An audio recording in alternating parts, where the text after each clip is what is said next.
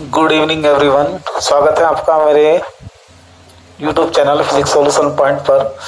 आज मैं आपको स्टार्ट कराने वाला हूं चैप्टर नंबर 3 करंट इलेक्ट्रिसिटी का वीडियो नंबर 9 में टॉपिक चुना है मैंने। टॉपिक है मेरे पास किरचॉफ लॉ। आज ये टॉपिक हम क्लियर करेंगे, हम सब मिलकर करते हैं। कुछ आप कीजिएगा, कुछ मैं करूंगा। तो इसमें किरचॉफ लॉ को एक्सप्लेन करने से पहले हमें कुछ टर्म जो सर्किट से रिलेटेड होते हैं उनको डिस्कस करना है। सबसे पहले नेटवर्क देखते हैं हम। नेटवर्क क्या होता है? नेटवर्क क्या है बेटा? Network it is the combination of, लिखने की आवश्यकता नहीं है, बस इसको ऐसे ही रफली एक्सप्लेन करते हैं। नेटवर्क क्या है? It is the combination of voltage source and the circuit element. Voltage source, कोई वोल्टेज सोर्स ले ले, बैटरी, सेल, एक्यूमुलेटर या कोई भी अल्टरनेटिंग करंट का सोर्स ले लें या डीसी सोर्स ले, तो इसको बताया जाता है it is the combination of the voltage source and the circuit element. अब सर्किट एलिमेंट क्या है? It is the part of resistance, जैसे इसमें दिखाया गया है। रेजिस्टेंस हो सकता है, इंडक्टर हो सकता है, कैपेसिटेंस हो सकता है, या आपके डायोड, ट्रांजिस्टर, ट्रायोड वाल, ईटीसी, कुछ भी हम इसके अंदर लॉजिक गेट वगैरह भी अगर हम ऐड कर दें तो ये सब दीज आर ऑल क्या कहलाते हैं? ये सर्किट एलिमेंट कहलाते हैं। तो ये अगर नेटवर्क क्या है? It is the combination of voltage source plus circuit element इनका कॉम्बिनेशन है बेटे। सर्किट एलिमेंट में आपका रेजिस्टेंस हो सकता है, आपका कैपेसिटेंस हो सकता है, इंडक्टर हो सकता है, लॉजिक गेट्स वगैरह हो सकते हैं, etc. These are all called circuit element. Okay, जिन भी कंपोनेंट से मिलकर हमारा सर्किट कंप्लीट होता है एक्सेप्ट वोल्टेज सोर्स, उन्हें हम क्या बोलते हैं? सर्किट एलिमेंट कहते हैं। तो आई थिंक आप समझ गए होंगे नेटवर्क क्या है। किसी भी नेटवर्क की अगर बात की जा रही है किसी भी नेटवर्क की अगर बात की जा रही है सर्किट के अंदर, तो वो network it is the combination. किस का कॉम्बिनेशन होगा? एक तो वोल्टेज सोर्स का कॉम्बिनेशन है और एक सर्किट एलिमेंट का। ये बात क्लियर होगी बेटा। अब इसके दूसरे नंबर पे मैंने यहाँ पे डाला हुआ है पॉइंट ब्रांच क्या होती है? Number 2 branch. अगर हमें ब्रांच को एक्सप्लेन करना है तो ब्रांच का मीनिंग क्या होता है? ब्रांच का मीनिंग है it is the path of the current या सर्किट का वह पार्ट जिसके अंदर कांस्टेंट करंट फ्लो होती हो। कांस्टेंट करंट जिस पार्ट से फ्लो होगी उसको हम क्या बोलते हैं? ब्रांच बोलते हैं। तो यहाँ जैसे ये करंट पास हो रही है यहाँ पे, इसमें ये जस्ट सपोज करो चेंज होगी, अलग अलग डिवाइड होगी, तो ये सब क्या है? ये ब्रांच कहलाती है सर्किट की। तो ब्रांच की डेफिनेशन अगर हम समझें तो ऐसा बता सकते हैं it is the part of the circuit in which a constant current flow होती है। अगर हम अगर फिगर की बात करें तो A B, B C and B E and E D, these are all क्या है? ब्रांचेज हैं। ये सारे क्या है? ब्रांच कहलाते हैं सर्किट के। आई थिंक आप ये भी आप एक्सप्लेन हो जाएगा आपका, ये आप इसको देख लें। नेटवर्क और ब्रांच के बाद तीसरे नंबर पर आती है टर्म नोड या इसे हम दूसरा नाम देते हैं जंक्शन। नोड या जंक्शन। तो यहाँ पे सर्किट का कोई भी ऐसा पॉइंट जिस पर एक से ज्यादा ब्रांचेज आकर मिलती हो, जॉइंट होती हो, तो उसे हम क्या बोलते हैं? नोड कहते हैं। जैसे बी पॉइंट की बात करें, बी पॉइंट में कितनी ब्रांच हुई? A B, B C and C. तो बी पॉइंट क्या होगा? यहाँ पर नोड्स हुआ। तो यहाँ पे सी पॉइंट भी क्या होगा? नोड्स होगा। डी पॉइंट भी क्या होगा? नोड्स होगा। ई पॉइंट भी क्या है? नोड्स है। तो मतलब ये है कि किसी भी सर्किट के अंदर या किसी भी नेटवर्क के अंदर अगर एक से ज्यादा ब्रांचेस किसी पॉइंट पर आकर जुड़ती हैं, ज्वाइंट होती हैं, तो उस पॉइंट को सर्किट का हम नोड या जंक्शन कहते हैं। Is that clear? अब आता है लूप या मैश। लूप या मैश। अब यहां समझ सकते हैं लूप या मैश क्या होता है। किसी भी सर्किट का ऐसा पार्ट जो क्लोजली बाउंड हो, जैसे यहां ये है, एक तो हो गया हमारे पास ए बी सी, एक ये रहा बी ई डी सी या बी सी डी ई, एक ये हो गया हमारे पास ई एफ जी डी। तो ये सारे के सारे क्या कहलाते हैं? लूप कहलाते हैं, मैश कहलाते हैं। परिपथ का ऐसा पार्ट जिसके अंदर एटलीस्ट कम से कम एक रेजिस्टेंस हो और वोल्टेज सोर्स हो भी सकता है और नहीं भी हो सकता है, तो उसको हम क्या बोलते हैं? लूप बोलते हैं, लूप या मैश। Is that clear? तीसरा पॉइंट इसमें, फिफ्थ पॉइंट आता है बेटा active circuit. Active circuit, active circuit का मतलब है ऐसा कोई भी सर्किट जिसके अंदर वोल्टेज सोर्स इंक्लूड है। जिस सर्किट के अंदर, जिस लूप के अंदर आपका वोल्टेज सोर्स इंक्लूड होगा, शामिल होगा, उसे बोल लेंगे हम एक्टिव सर्किट। तो इसमें केवल एक्टिव सर्किट ये बना एक्टिव सर्किट। और एक होता है पैसिव सर्किट। पैसिव सर्किट का मतलब ये है कि किसी भी नेटवर्क के ऐसे लूप जिसके अंदर आपका वोल्टेज सोर्स इंक्लूडेड नहीं होता, शामिल नहीं होता, उन्हें हम क्या बोलते हैं? पैसिव सर्किट बोलते हैं। इसको हटा दीजिए, ये आपका पैसिव सर्किट है, ये भी पैसिव सर्किट है। तो आपने ये समझ लिए। अब हम आते हैं आपके अपने रूल किरचॉफ लॉ पे। ओके, आप इसको देख लें बेटा, नोट कर लें या एक बार रिपीट कर लेंगे। तो अब हम आते हैं अपने किरचॉफ रूल पे, जो हमारा मेन रूल है। इसको मैं हटा देता हूं बेटा।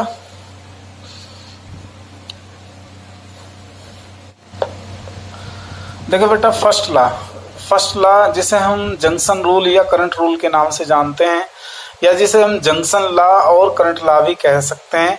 इसका स्टेटमेंट ये है, अगर हम स्टेटमेंट की बात करते हैं, स्टेटमेंट इसका ये है, in an electric circuit the algebraic sum of electric current at any junction is zero. किसी दिए हुए सर्किट के अंदर किसी जंक्शन पर जो सम ऑफ इलेक्ट्रिक करंट है वो क्या होगा? जीरो होगा। कितना होता है? Zero. That is summation I is equal to zero. तो यहां देखिए कुछ हम एग्जाम्पल ले लेते हैं। मान लीजिए हमने एक जंक्शन लिया, कोई सर्किट ऐसा ले लेते हैं इस टाइप से। ये जंक्शन कह दिया हमने ओ, हमने एक कंडक्टर 1 2 3 4 5 ये आ गया हमारे पास। इसमें हमने I1 नाम दिया करंट को, इसमें I2, इसमें I3 और इसमें I4 और इसमें है I5। देखिए एक एग्जाम्पल ले लेते हैं। इस एग्जाम्पल में सर्किट के किसी सर्किट के अंदर एक जंक्शन है पॉइंट O पर। उस जंक्शन पर 5 कंडक्टर जॉइंट किए गए हैं। 5 कंडक्टर में रेस्पेक्टिव करंट फ्लोज हो रही हैं, I1, I2, I3, I4 and I5। तो अभी इसका अगर मान लीजिए हमें किसी जंक्शन पर करंट की वैल्यू फाइंड करनी है एज अकॉर्डिंग जंक्शन रूल, तो ऑलवेज रिमेंबर जो करंट जंक्शन की ओर आ रही हैं इनकमिंग करंट कहलाएंगी। जितनी भी करंट जंक्शन की ओर आएंगी उनको बोलेंगे इनकमिंग करंट, और जितनी करंट जंक्शन से दूर जाएंगी उनको बोलेंगे लीविंग करंट। तो इनकमिंग करंट का जो साइन है वो क्या लिया जाना है? पॉजिटिव लिया जाना है, और लीविंग करंट का साइन क्या लिया जाना है? नेगेटिव लिया जाना है। आप इसको ऐसे समझ सकते हैं, जंक्शन के किसी पॉइंट पर जितने भी कंडक्टर्स हैं अगर उनमें करंट फ्लो हो रही हैं और वो करंट सारी की सारी जंक्शन की तरफ आ रही हैं, तो वो सारी की सारी पॉजिटिव ली जाएंगी, और जो करंट जंक्शन से दूर जा रही हैं वो सारी निगेटिव ली जाएंगी। तो इसमें हम देखिए, हमने एरो दिखाया I1, I2 और I3 का जो एरो है वो जंक्शन की तरफ है। इसका ये सिंबल ये रिप्रेजेंट करता है कि पॉइंट O की तरफ I1, I2, I3 आ रही हैं। और 2 एरो हमने और दिखाए हैं I4 और I5, जो जंक्शन से क्या है? दूर जा रही हैं। जो जंक्शन से दूर जा रही हैं उनके लिए हमने क्या लेना है? निगेटिव साइन लेना है। तो अगर हम इस O पर, एट O पर अगर हम यहां लिखेंगे ऑन अप्लाइंग, ये बता देंगे उसको कि suppose 1, 2, 3, 4 and 5 are the 5 conductor meet at the junction O, and I1, I2, I3, I4, I5 are the respective current which is passing through these conductors shown in figure. Then on applying junction rule कहाँ लगा रहे हैं? Eight ओ पे लगाइएगा तो क्या आएगा? I1 plus I2 plus I3, it is minus का I4 माइनस का I5 which is equal to 0. तो यहां से लिखेंगे I1 plus I2 plus I3 it is equal to I4 plus I5. ये क्या है? दैट इज, इसका मतलब है sum of incoming current, incoming current it is equal to sum of leaving current, sum of leaving current.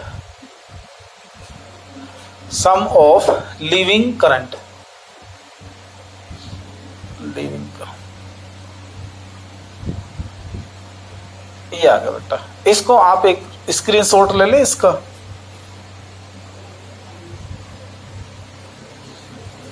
Screenshot ले लें बेटा. Leaving current दिख रहा है मेरे? टिक भी रहा नहीं भाई बेटा, ये तो सॉरी, ये नीचे की लाइन नहीं दिख रही है आपको, सॉरी फॉर दैट. अभी ना ले स्क्रीनशॉट, इसको हटा दूं मैं यार. इसका मीनिंग है सम ऑफ, इसका दैट इज क्या बना? Sum of incoming current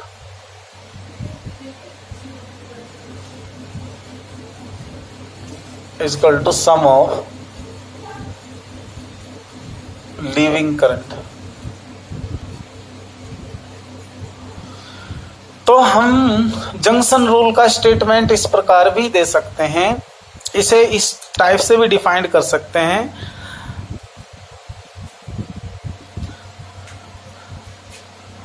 some of, हाँ इसको ऐसे कहना पड़ेगा, if the steady current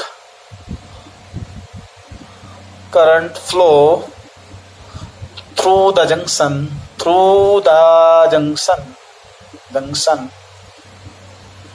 then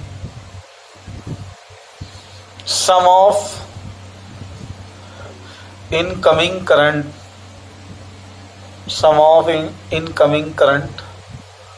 always equal to sum of leaving current.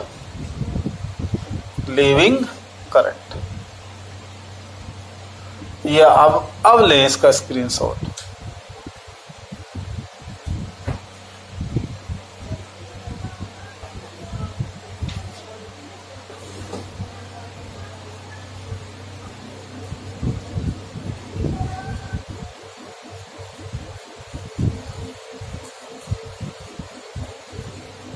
होगा बेटा?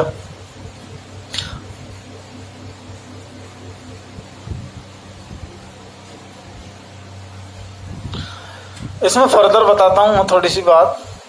Further, because at the steady state of current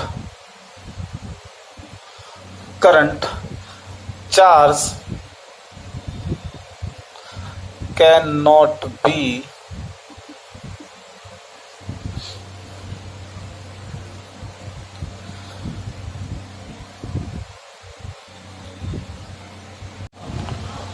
cannot be accumulate and originate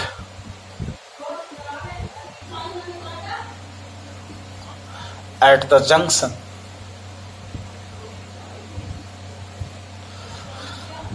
That is, charge is conserved. इसका meaning ये हुआ कि charge यहाँ पे क्या रहेगा? Conserved.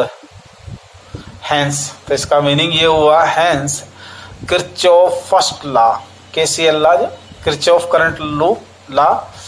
Hence, Kirchhoff current law is based on law of conservation of charge. Law of conservation of charge, ये इसका कंप्लीट स्टेटमेंट और इसकी। अब आता है बेटा सेकंड लॉ, जिसको हम मैश रूल, लूप रूल या मैश लॉ, लूप लॉ और वोल्टेज लॉ कहते हैं। इसका स्टेटमेंट क्या है? Around any close loop of a network the algebraic sum of the changes potential must be zero. The algebraic sum of changes potential must be zero.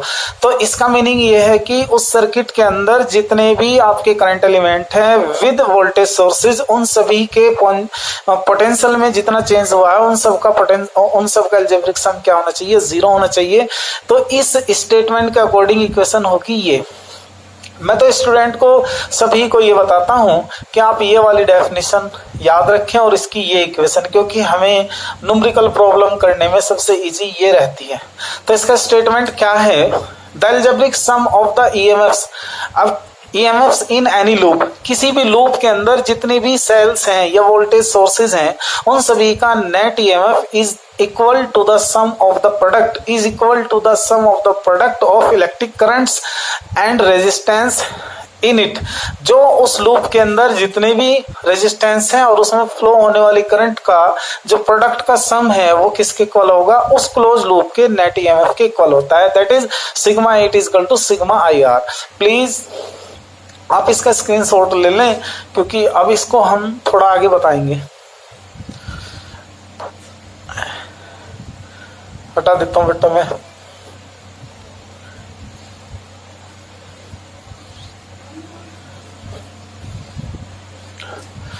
यहां हम ऐसा कर लेते हैं, एक सर्किट बना लेते हैं बेटा, ये इस टाइप से।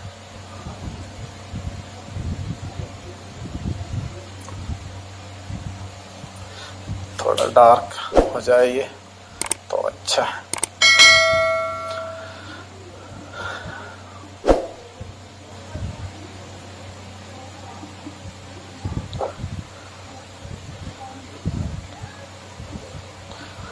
मेरा का ओ यारो मेरा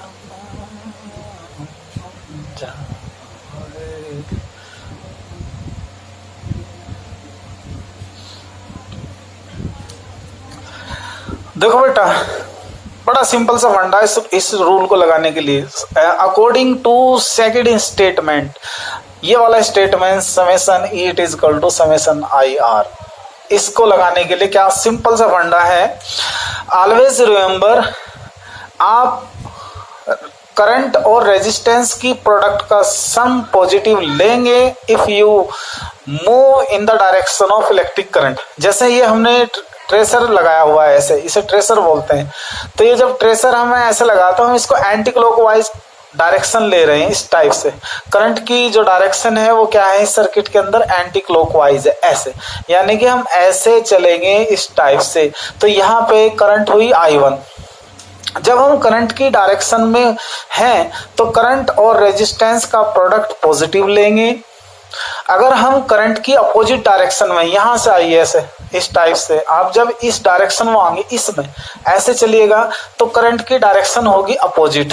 तो opposite direction of current, the product of resistance and current taken negative. Current in direction of current, in direction of current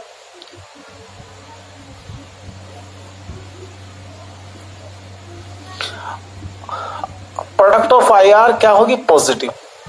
ये याद रखें। In opposite direction of current, in opposite direction of current I R क्या होगा? Negative. आप ये बात याद रखें। और जब हम किसी सेल के इलेक्ट्रोलाइट के अंदर से पास होते हैं, मतलब जब हम किसी सेल के लिए लेते हैं, तो याद रखिए if you move from negative plate to positive then E taken positive। E को क्या लेना है? पॉजिटिव लेना है। when you move from positive to negative, जब आप पॉजिटिव से नेगेटिव की तरफ चलेंगे तो ई को क्या लेना है, टेकन एज नेगेटिव, याद रखिए। और ये जो जितने भी मैंने रूल बताए हैं, ये 4 रूल, तो ये चारों के चारों रूल इस स्टेटमेंट के लिए हैं जो मैंने सेकंड स्टेटमेंट दिया था आपको वोल्टेज रूल का। तो देखिए अब इनको हम इस लूप में कैसे लगाते हैं, इन वोल्टेज लॉ को लूप 1 और लूप 2 में कैसे लगाएंगे उसको देखिए। तो ये हमारा एक कंप्लीट सर्किट हो गया। इसके अंदर हमने क्या लिया, resistance R1, resistance R2, resistance R3, voltage source का EMF E1, वोल्टेज सोर्स का EMF E2, इस सेल की करंट I1, इस सेल की करंट I2। जंक्शन रूल लगेगा, जंक्शन रूल में इनकमिंग करंट का सम आउटगोइंग करंट के सम के इक्वल होना चाहिए। फिर ये यहाँ आएगा, फिर जंक्शन रूल लगेगा, तो ये जिसकी करंट, जिस सेल की करंट है वो उसी में चली जाएगी। तो अब हम इसमें लगाएंगे applying voltage rule in loop 1 loop में लगाइए बेटा। तो वन लूप में जब लगाएंगे तो क्या आएगा, for the first when you move in the direction of current I1 R1 positive, when you move in the opposite direction, current की डायरेक्शन ये है, इसके अपोजिट ये है, तो क्या होगा I2 R2 it is equal to, आप इसमें चल रहे हैं from positive to negative plate, तो E1 मस्ट बी पॉजिटिव, तो E1 पॉजिटिव। फिर आप यहां चल रहे हैं फ्रॉम पॉजिटिव टू नेगेटिव, तो ये क्या होगा, माइनस का negative. This is equation first. In loop second loop में लगाइए, आप जा रहे हैं करंट की डायरेक्शन में, तो ये I2 R2 क्या होगा, product of I2 R2 should be positive. फिर आप ऐसे आ रहे हैं, ये भी करंट की डायरेक्शन है, इसी वे में जा रहे हैं, तो plus I1 plus I2 R3 this is equal to, negative से पॉजिटिव की डायरेक्शन है इस सेल के लिए ऐसे, तो ये शुड भी क्या होना, पॉजिटिव होना चाहिए। ये आगे क्वेश्चन नंबर हमारे 2। On solving equation 1 and 2 we get the current in different branches।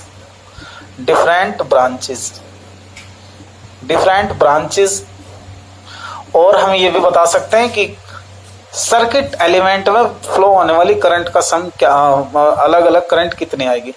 तो आप इसका स्क्रीनशॉट ले लें, इक्वेशन को देख ले बेटा।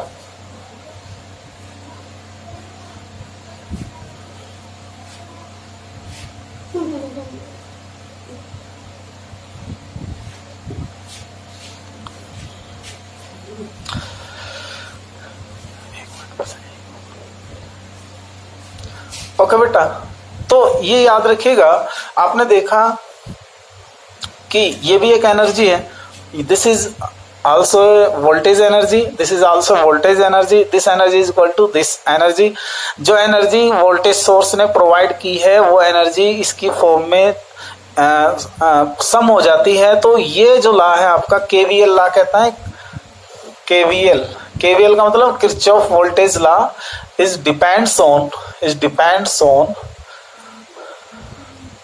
किस पर डिपेंड होगा बोलो बेटा, energy by this energy provided by the voltage source is equal to total energy of all current elements. तो depends on law of conservation of energy,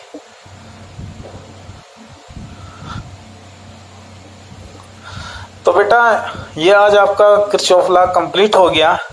आप इस लॉ को समझने के लिए इस वीडियो को थोड़ा रोक के देखने की कोशिश करें, स्किप ना करें कहीं पर भी, और वीडियो को कंप्लीट देखें। अगर आप मेरे चैनल पर नए हैं तो मेरे चैनल को प्लीज़ सब्सक्राइब कीजिए, क्योंकि मेरा चैनल अभी नया है बेटा। मेरी कोशिश है कि मैं इसे और अच्छा और बेहतर बनाने का प्रयास करूं। Thanks for watching, thanks for being us, good night.